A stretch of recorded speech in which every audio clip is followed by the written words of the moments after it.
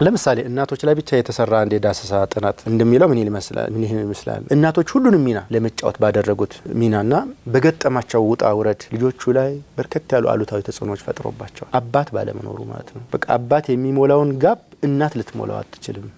ዶክተር ኢድሪስ አንዴ ኮት ማድረግለት ደስ የሚል ንግግር አለ። በማዘውሮሎጂ የሚባሳይዝ አለ እንዴ? የለም ምጠረው ችግር የለም። የእናትነት ሙያ ማለት ነው። በእናትነት ፕሮፌሰርሺፕ ብትሆን እንኳን ወንድ ወደ ማለት ነው ቢኖር አንዲት ሲምፕል ኖሌጅ ናቹራል ትንሽ ምንም ያልተማረች እናት ያላትን እውቀትና ሙያ ጥበብ አይኖርህም። የሚገርም አባባል ነው። አይኖርህም። ወሃ ከዛ በፋዘሮሎጂ ልበልህ እኔ ደግሞ አንዲት እህት አንዲት እናት በፋዘሮሎጂ ማስተርስ ዲግሪ ወይም ደግሞ ፒኤችዲ ኖሯት ከዛ በጥናት ፕሮፌሰርም ብትሆን አባት የሚጫወተውን ሚና ለመጫወት ትቸገራለች። ይሄ ተፈጥሯዊ የስራ ክፍፍል አርጎ ነው አላህ ይፈጠረን። እዚህ ያንዳችን እንከባበርና ስራችንን እንስራ። ተከባብረን እንስራ። ተከባብረን አባቶች ሚናቸውን ተጫወቱ፣ እናቶችም ሚናቸውን ተጫወቱ።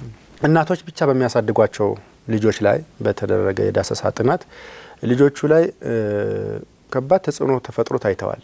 ለአንሁ እናቶች የአባትንም የእናትንም ሚና ለመወጣት በገጠማቸው ውጣ ውረድና ውዝግብ ምክንያት ማለት ነው። ይሄ ነገር ልጆቹ እስከ ረጅም ጊዜያቸው ድረስ ቀጥሎባቸው ልጆቹ ላይ ታየው ኢፌክት ምን ይመስልሃል? ሌሎች ላይ ጥገኛ መሆን፣ ልፍስፍስ መሆን ለጉዳያቸው ማለት ነው። ጉዳያቸውን ለመፈጸም ለመወሰን የሚፈሩ እርብትብት የሆኑ ራሳቸው ላይ እምነት ያጡ ልጆች ሆነው ተገኝተዋል።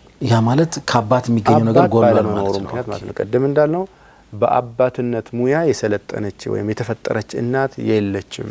ጥረት ልናረግ እንችላለን። ኦብቪየስሊ ወደፊት አንድ ፕሮግራም አለኝ ኢንሻአላህ እንትናችን ላይ which single ማሞች ወይም እናቶች ብቻ ወይም አባቶች ብቻ የሚያሳድጓቸው ልጆች ላይ ለወላጆች የሚጠቅም ሐሳብ እናነሳለን። አንድ ሞጁል አለኝ ኢንሻአላህ እሱን እናወራለን። ተቃራኒ ውጤትም የተገኘባቸው ልጆች አሉ በመናሰባ ይሄ ማለት አምባገነን ከልፍስፍስነት ከተለማማጭነት ከራስ መተማጣት ደግሞ ኤግዛክት ተቃራኒውን የሆኑ ደግሞ ልጆች አሉ። በጣም ቁጡ፣ ኃይለኛ፣ ተደባዳቢ፣ እልህኛ ምናምን ሆነው ተመዝግበዋል።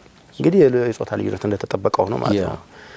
ወንዶቹ ላይ ምሳሌ ይሄ ነገር ይኑናሰባ። ይሄ የሌላ ውጤት የጥናት ውጤት ደግሞ ምን ይላል? እናትና አባት ተግባብተው በአንድ ቤት በአንድ ጎጆ ስር ያሳደጓቸው ህጻናት በአባታቸው ወይም በእናታቸው ብቻ ካደጉት ልጆች ማለት በቫሪያብል በልጠው ተገኝተዋል። በምን? በጽሁፍ፣ በማቴማቲክስ፣ በንግግር ችሎታ እና ችግርን በመቋቋም ብቃታቸው በሁለቱም ያደጉት ልጆች በአንዱ ብቻ ካደጉት ልጆች በልጠው ወይም ተሽለው ተገኝተዋል።